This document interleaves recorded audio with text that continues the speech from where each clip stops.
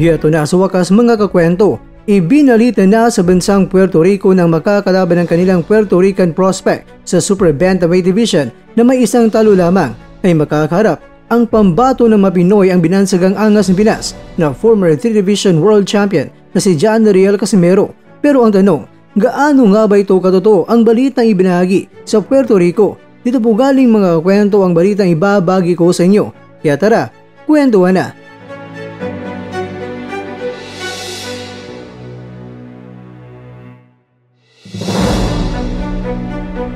Ito ang post ng Facebook page na El Caballero del Boxeo na kung saan ito ay may 148,000 na mga followers and still counting pa.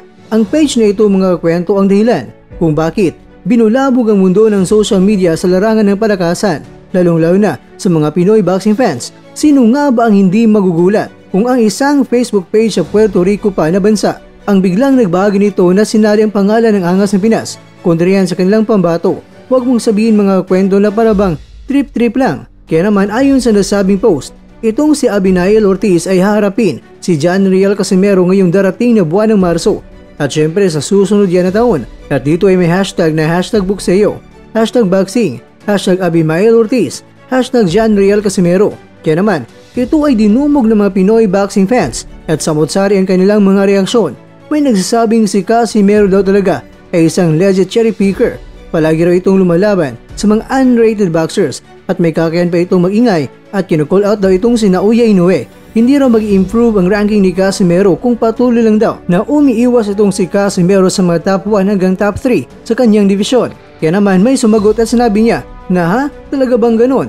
Kakaiba ka din mag-isip. Kung may pumalag lang kaya last noon pa sa rank 1, 2 at 3 na yan, di sana mandatory na siya. $800,000 offer kay Luis Neri. Di ba tumanggi? Anong klaseng fanboy ka? At mga iba't iba pang mga reaksyon ng mga boxing fans. Si Ortiz ngayon mga kwento ay may kartada ngayon na 11 wins, 1 loss, 5 knockouts at 1 draw. At ayon sa BoxRec.com, si Ortiz ay rank 48 sa world rankings. At rank number 8 naman ang ranking nito sa Amerika. Dahil bagamat isinilang ito sa Puerto Rico pero nationality niya ay isang Amerikano na. Kaya naman sa mga super bantamweight fighters sa Amerika, ay pangwalo itong si Ortiz at pasok din ito sa major boxing organization na World Boxing Association Super Bantamweight World Rankings dahil pasok siya sa rank 15. Kaya kung ranking ang ating pagbabatayan ay malaking check ito sa makakalaban ni Casimero. At ang ganito mga boksingero syempre na pasok sa top 15 ay ang mga boksingero nga sobrang init pa at uhaw na uhaw sa kasikatan. Kaya kahit sino man ang ihain sa kanila at talagang lalapain para akyat lang sa tuktok. Si Ortiz mga kwento ay 28 anyos. Orthodox ang kanyang fighting stance. May tangkad na 5'6.5". Siya ay binansagan ng Manos de Piedra sa Espanyol. Sa English naman, yan ay stone hands. So sasabihin natin mga kwento na may kamaong bato. Naku naman, maangas din ang katawagan nito ah.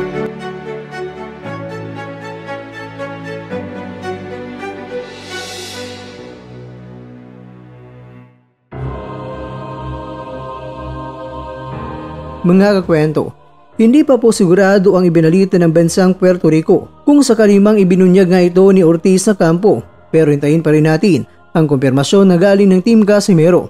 Sa ulitin ay hindi ko sinasabi na kasado na ang laban sapagkat ang kumpirmasyon ng Team Casimero yan ay ating abangan.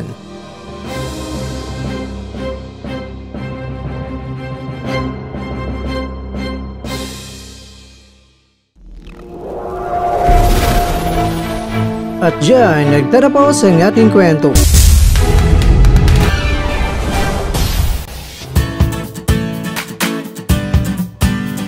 Maraming salamat mga kakwento sa inyong panonood. Pero baka naman mga kakwento ay nagustuhan niyo po ang kwento natin ngayon, baka pwede niyo po akong mabigyan dyan ng like, subscribe at click na rin sa bell button.